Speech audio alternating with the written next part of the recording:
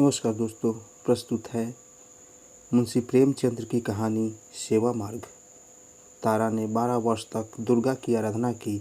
न पलंग पर सोई, न केशों को संवारा और न नेत्रों में सुरमा लगाया। पृथ्वी पर सोती, गेरुआ वस्त्र पहनती तथा रूखी रोटियां खाती। उसका मुख मुरझाई कली की भांति था, नेत्र ज्योतिहीन और हृदय का शून्य विहर मैदान। उसे सिर्फ यही लौ लगी थी कि दुर्गा के दर्शन पाऊँ। शरीर मोमबत्ती की भांति घुलता था, पर यह लौ दिल से न जाती थी। यही उसकी इच्छा थी, यही उसका जीवन उद्देश्य। घर के लोग उसे विक्षिप्त कहते। माता समझाती, बेटी तुझे क्या हो गया है? क्या तू जीवन रो रो कर काटेगी?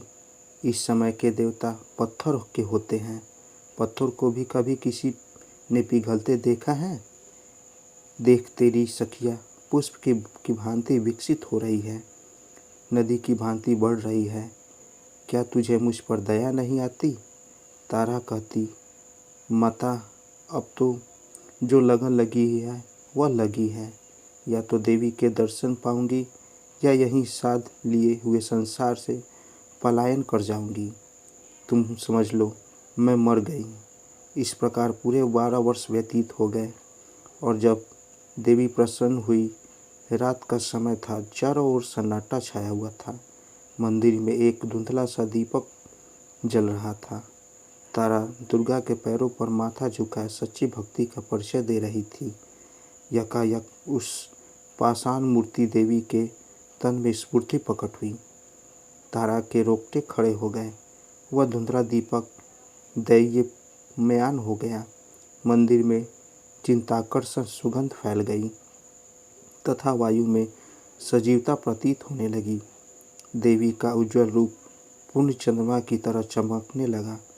ज्योतिहीन नेत्र जगमगा उठे, उधर खुल गए। आवाज आई, तारा मैं तुमसे प्रसन्न हूँ, मांग क्या वर मांगती है? तारा खड़ी हो गई। उसका शरीर इस तरह काँप रहा था जैसे प्रातःकाल के समय कपित स्वर में किसी कृषक के गाने की ध्वनि। उसे मालूम हो रहा था जैसे वायु में उड़ी जा रही है। उसे अपने हृदय में उच्च विचार के पूर्ण प्रकाश का आभास हो रहा था। उसने दोनों हाथ जोड़कर भक्ति भाव से कहा, भगवती तुझने मेरी 12 वर्ष की आराधना पूरी की। किस मुख से तुम्हारा गुणगान गाऊं? मुझे संसार की वे अलभ्य वस्तुएं प्रदान हो जहाँ इच्छाओं की सीमा तक मेरी अभिलाषाओं का अंत है। मैं वह ईश्वर चाहती हूँ जो सूर्य को भी मात दे। देवी ने मुस्कुरा कर कहा, तथास्तु। तारा वह धन जो काल चक्र को भी लज्जित करे। देवी ने मुस्कुरा कर कहा, तथास्तु। तारा वह रूप सौंदर्य जो अद्वितीय हो। देवी ने मुस्कुरा कर कहा, ऐसा ही होगा। तारा कुंवरी ने बाकी रात जाग कर व्यतीत की। प्रातःकाल के समय उसकी आंखें क्षण भर के लिए झपक गई। जागी तो देखा कि वह सिर से पांव तक हीरे व जवाहिरों से लदी है। उसके विशाल भवन के कलश आकाश से बातें कर रहे थे। तारा भवन संगमरमर से बना हुआ था। अमूल्य पत्थरों से जड़ा हुआ दरवाजे पर नौबत बज रही थी। उसके आनंददायक सुहाने शब्द आकाश में गूंज रहे थे। दरवाजों पर मीलों तक हरियाली छाई थी। दासियां स्वर्ण आभूषणों से लदी हुई सुनहरे कपड़े पहने हुए चारों तरफ दौड़ती थी। तारा को देखती ही वे स्वर्ण के लोटे और कटोरे लेकर दौड़ी। तारा ने देखा कि मेरा पलंग हाथी दांत का है। भूमि पर बड़े कोमल बिछौने बिछे हुए हैं। सिंहासने की तरफ एक बड़ा सुंदर ऊंचा शीशा रखा हुआ है। तारा ने उसमें अपना रूप देखा, चकित रह गई। उसका रूप सुंदर चंद्रमा को भी लज्जित कर रहा था। दीवार पर अनेकानेक सुप्रसिद्ध चित्रकारों के मनमोहक चित्र टंगे थे, पर ये सब के सब तारा की सुंदरता के आगे तुच्छ थे। तारों को अपनी सुंदरता पर गर्व हुआ। वह कई दासियों के साथ वाटिका में गई। वहाँ की छटा देखकर वह मुग्ध हो गई। वायु में गुलाब तथा केसर घुले हुए थे। रंग बिरंगे पुष्प वायु के मंद मंद झोंकों से मतवालों की तरह झूम रहे थे। तारा ने एक गुलाब का पुष्प तोड़ लिया और उसके रंग कोमलता की अपने अधर पल्लव से तुलना करने लगी। गुलाब में वह कोमलता न थी। वाटिका के मध्य में एक बिल्लौर जड़ित हौज था। उसमें हंस बतख किलोके कर रहे थे। तभी तारा को ध्यान आया, मेरे घर के लोग कहाँ हैं? दासियों ने पूछा। उन्होंने कहा, श्रीमती, वे लोग पुराने घर में हैं। तारा ने अपनी अटारी पर चढ़कर देखा। उसे अपना पहला घर एक साधारण झोपड़ी की भांति दृष्टिगोचर हुआ। उसकी बहनें उसकी साधारण दासियों के समान भी न थी। माँ को देखा, वह आंगन में बैठी चरखा चला रही थी। तारा पहले सोचा करती थी कि जब मेरे दिन चमकेंगे तब मैं उन लोगों को भी अपने साथ रखूंगी और उसकी भली भांति प्रकार सेवा करूंगी। इस समय धन के गर्व ने उसके पवित्र हार्दिक इच्छा को निर्बल बना दिया था। उसने घर वालों को स्नेह रहित दृष्टि से देखा तथा वह उस मनोहर गान को सुनने चली गई जिसकी प्रतिध्वनि उसके कानों में पड़ रही थी। एक बार की जोर से धमाका हुआ, बिजली चमकी तथा बिजली की छटाओं में एक ज्योति स्वरूप नवयुवक निकलकर तारा के सम्मुख नम्रता से खड़ा हो गया। तारा ने पूछा, तुम कौन हो? नवयुवक ने कहा, श्रीमती, मुझे विद्युत सिंह कहते हैं। मैं श्रीमती का आज्ञाकारी दास हूँ। उसके विदा होते ही वायु के उष्ण झोंके चलने लगे। गगन में एक प्रकाश दृष्टिगोचर हुआ। एक क्षण मात्र में उतरकर तारा कुंवरी के निकट ठहर गया। उसमें से एक ज्वालामुखी मनुष्य ने निकलकर तारा के पदों को चूमा। तारा ने पूछा, तुम कौन हो? उत्तर दिया, श्रीमती, मेरा नाम अग्नि सिंह है। मैं श्रीमती का आज्ञाकारी दास हूँ। वह अभी जान भी न पाया था, एक बार की पूरा महल ज्योति से प्रकाशमय हो गया। जान पड़ता था सैकड़ों बिजलियाँ मिलकर चमक रही है। वायुदास हो गई।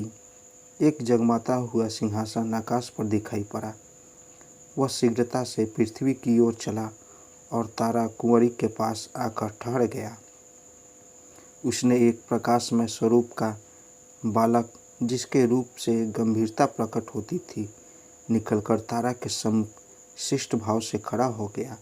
तारा ने पूछा, तुम कौन हो? बालक ने उत्तर दिया, श्रीमती, मुझे मिस्टर रेडियम कहते हैं। मैं श्रीमती का आज्ञा पालक दास हूँ। धनी लोग तारा के भय से कांपने लगे। उसके आश्चर्यजनक सौंदर्य ने संसार को चकित कर दिया।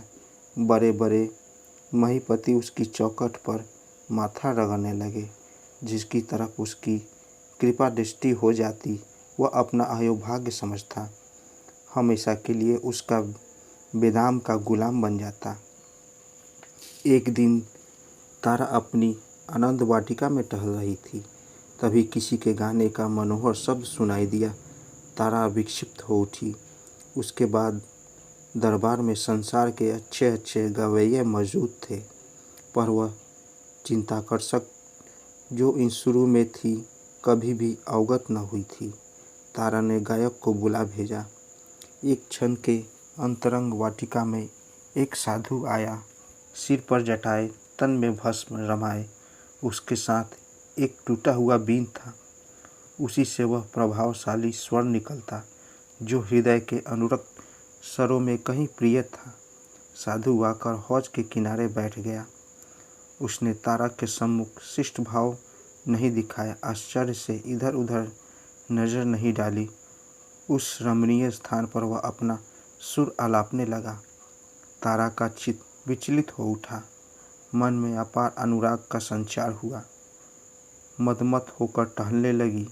साधु के सुमनोहर मधुर आलाप से पक्षी मग्न हो उठे।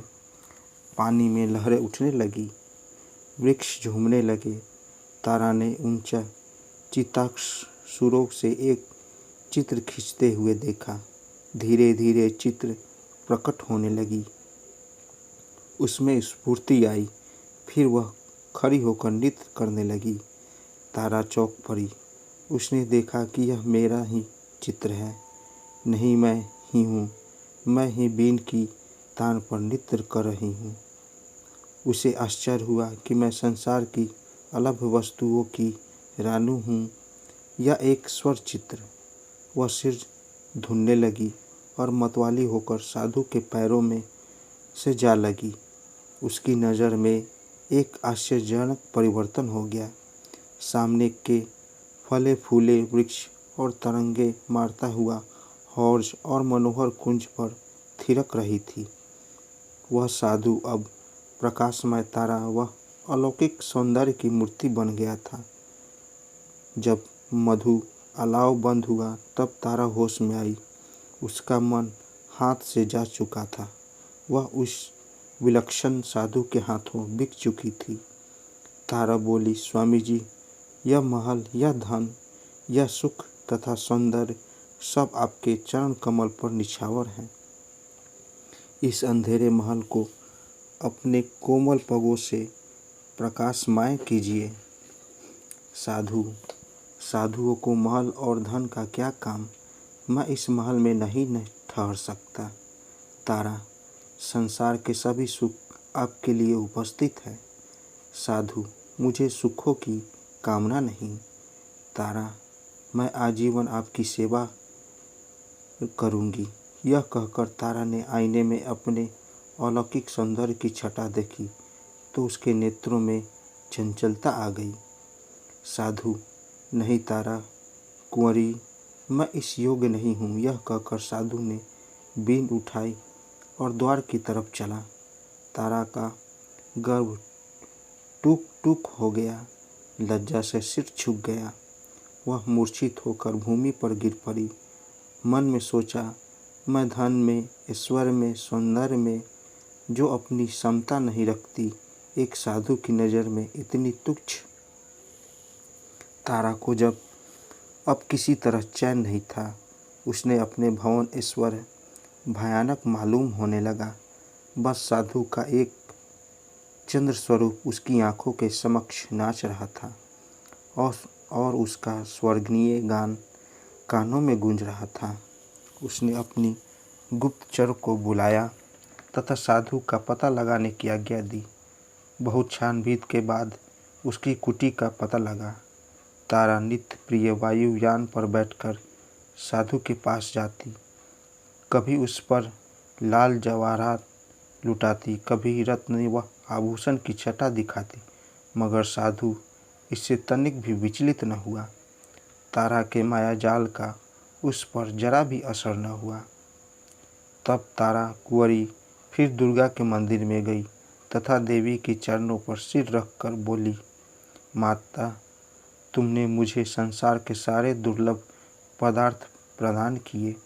मैंने यही समझा था कि ईश्वर में संसार को दास बना लेने की शक्ति है, परंतु मुझे अब ज्ञान हुआ कि प्रेम व ऐश्वर्य, सौंदर्य और वैभव का कुछ भी अधिकार नहीं।